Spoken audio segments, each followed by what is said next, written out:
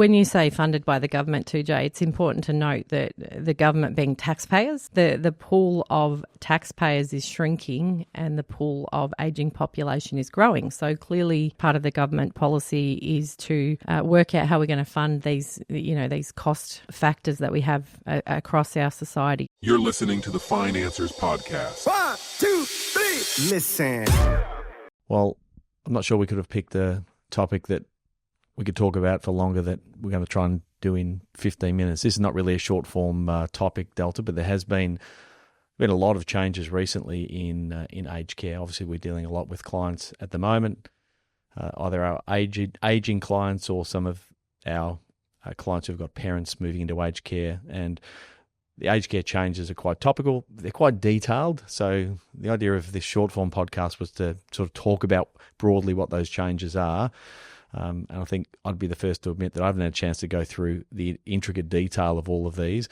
But let's just talk conceptually about what those changes are. So maybe we just start. Oh, sorry.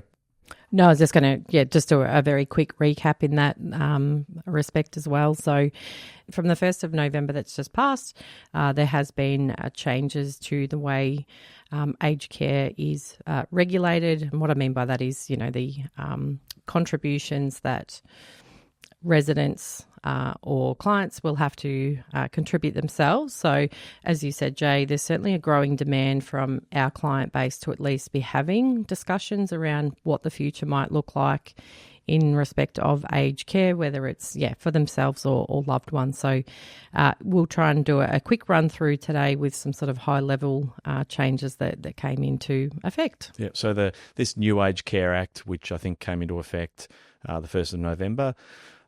Let me talk about it on a couple of fronts. First one, there's a new Aged Care Act that replaced the old one. The idea is that it provides greater transparency on fees and agreements. And I think if I'm being a little bit cynical when I talk about this from a client point of view, it's largely about the costs changing. So from a financial point of view and families, it's thinking about what sort of impact are these changes going to have when we start to make decisions about either getting support in home or we move into aged care. What are those cost imposts going to be? Yeah, that's right. And if our listeners were to refer back to a previous podcast that we had with the team from Right at Home, we do talk about sort of the support at home packages, so clients remaining in their own home and receiving that support. And the thing that we talked about in that podcast episode was really centred around the fact that despite these recent changes, we do have a system here in Australia which provides families with really great support, but it is means tested. So your income and assets determine the level of co-contribution that you have to make to your own cost of care. So it's important to sort of consider that and have that mindset when we think about what the future might hold and what it might look like for you or your loved one. And the other aspect to that, which maybe sounds a little bit cold, but when we talk about the financial implications, the cost of aged care and support at home is really centred around your cash flow. So what I mean by that is what sources of income do we have to pay any cost of care that we are determined or assessed as having to co-contribute. So that's sort of the crux of it from our perspective. It's very simplistic in that respect, but there'll be lots of families with lots of questions at the moment with these changes. So it's very much come and have a conversation to determine for your situation what it might look like. Yeah, and the notes I'd made was just around the fact that, yes, there's greater transparency on fees and agreements, but families need to understand what they're signing up for, how this fits in their financial plan. It's your point, their cash flow. So these rules will have an impact. It's really important, to your point, to make sure that people have got a handle on their financial situation, their cash flow accordingly. Did you want to go into any of the detail around the home care packages? I've got a couple of notes here around. Essentially, there's some stuff that's fully funded, there's some stuff that is means tested, and pensioners pay the least. So higher assets means higher contribution, lower assets means your co-contribution will be less than most. But again, budgeting matters. Anything else you want to add on the home care packages? Yeah, probably just the point that we always make when we talk about any of these potential changes. It's just around being proactive. When we talk about support at home, and we've mentioned this on previous occasions, it can take months and months and months to actually be granted a package and then find a provider to deliver those support services. So if you have a loved one and you're thinking, oh, maybe they're close to needing some care, we would always encourage you to start that process early. Yeah. I noticed on some of our show notes, we talked about one of the changes is move to a single assessment system. Mm-hmm. I think the proof will be in the pudding, won't it? Because the system has been horrible up until now for the assessment point of view. And to your point, people really need to start this process even earlier than they think they need to. So hopefully we see a massive change with a single system for entry and eligibility. But again, like most things government, I think you've got to work out what are the things you can do yourself rather than relying on the system. How can you be proactive? So apply early. Talk to us about how you can fund care without stress, but get in early, start chatting to us, and go back and have a listen to that last podcast we did with the Right at Home crew, because they were awesome. Yeah. And again, just a very quick recap for today's episode. Support at home means residents or your family members remain in their home and they receive the support services to allow them to stay at home. So that's sort of the first step when we look at any additional support families might need.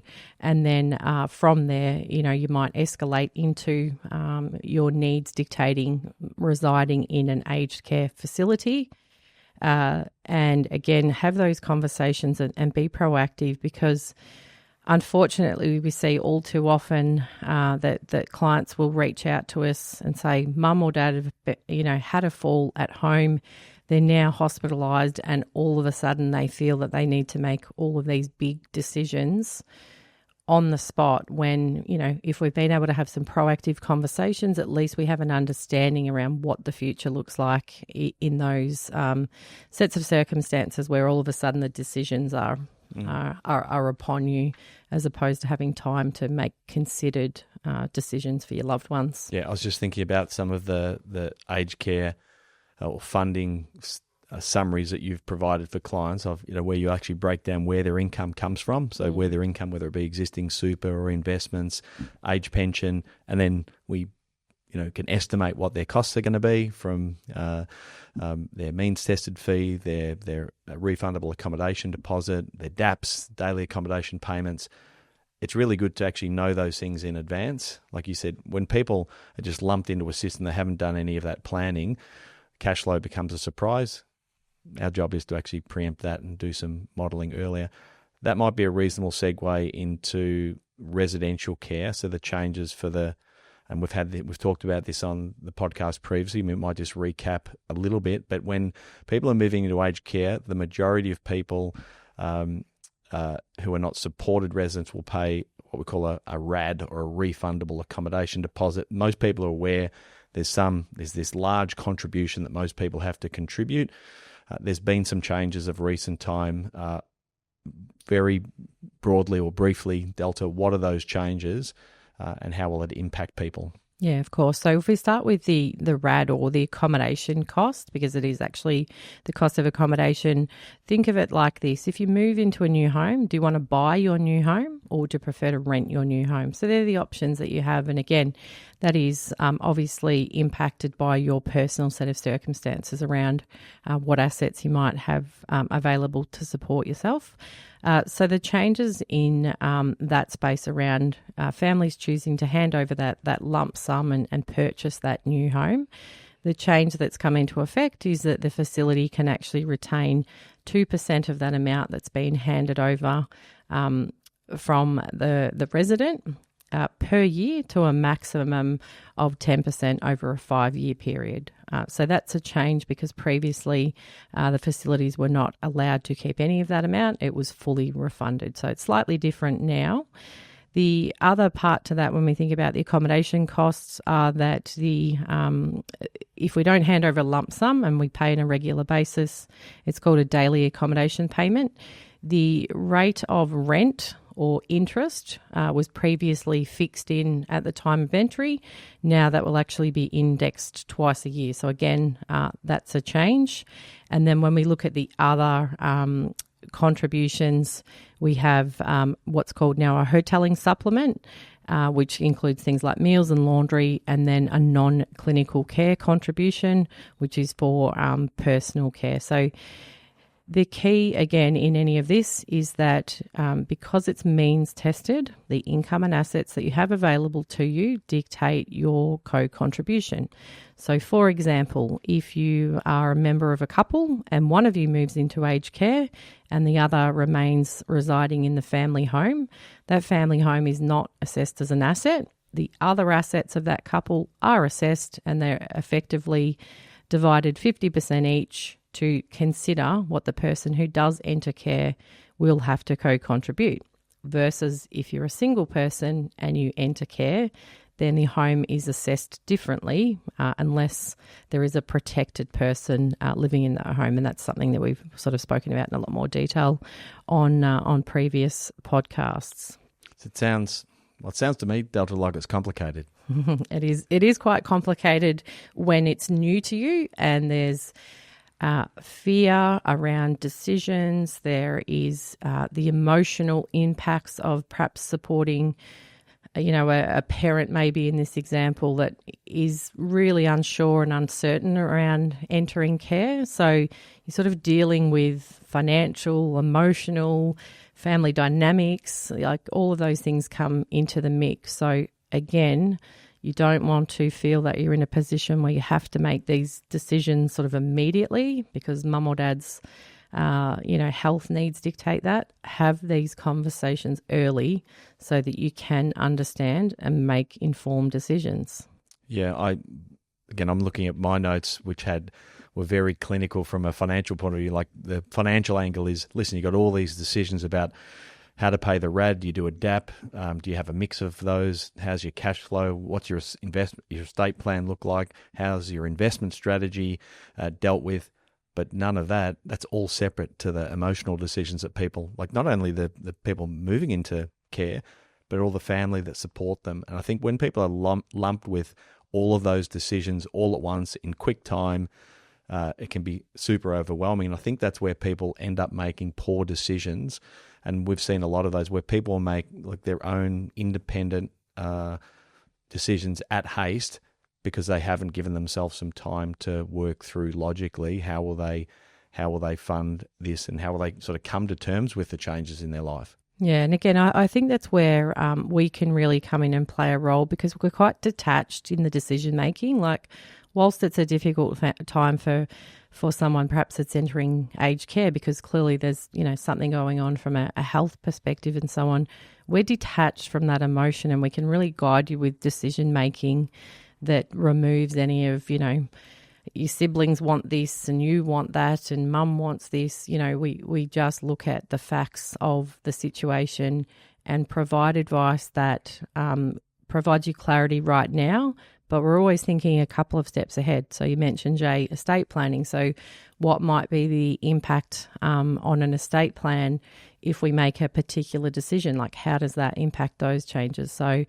it can maybe sound a little bit cold, but we are very detached in providing advice to our clients so they can make informed decisions that are not influenced by emotion. Maybe separate to the changes, is there anything else, any other sort of closing thoughts around people contemplating either themselves requiring care at home or moving into care, or kids who are worried about their parents? Any other common themes you're seeing that we should reinforce? It's definitely much more commonly like a conversation piece that even some of the young, well, what I'd say are younger clients are sort of asking about, like, what will that look like for the future? And I think that's perhaps because they're seeing it in their, parents or grandparents and so on. So they want some clarity around what the future also looks like for them. I think we call that the sandwich generation. They're looking after older parents, but they're also still looking after younger dependents and so on. So my advice in that space is always around just have a conversation proactively. Don't wait until that decision is forced upon you. Listen to our previous podcast topics. Inform yourself, as much as you can, be prepared for those eventualities. All of those things put you in really good stead so that when you're making decisions, you understand the implications of each of those decisions. It makes me think a little bit about a podcast I did with Ben a week or so ago in how you think about what you're going to need to fund in the future. Even as financial advisors, I was thinking about kids, like starting at in the sandwich generation, thinking, well, maybe I need to forecast a little more about how I will support the kids getting into property and starting that decision making earlier. But like you said, you then have clients who, in that sandwich generation like myself, are thinking, well, as the costs of aged care go up, maybe I do need to factor in what my retirement needs look like.